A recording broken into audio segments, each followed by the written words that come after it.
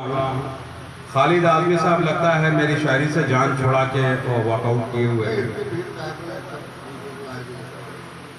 वक्त की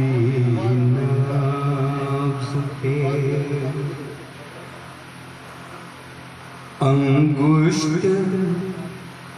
रखी हो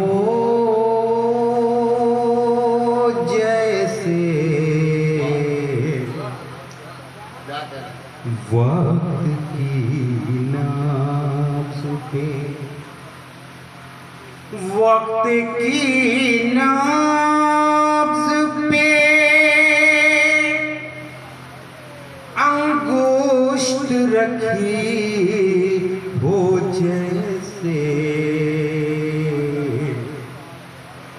एक साहिर ने कोई बात कही हो जैसे एक शायर ने कोई बात कही हो जैसे वक्त की नाज़ुक शेर समाप्त फरमाए। उसकी आँखों की तरफ देखा तो एहसास हुआ उसकी आँखों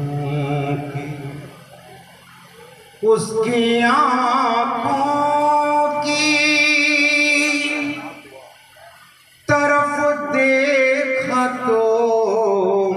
एहसास हुआ राख की तह में कोई आग दबी हो जैसे उसकी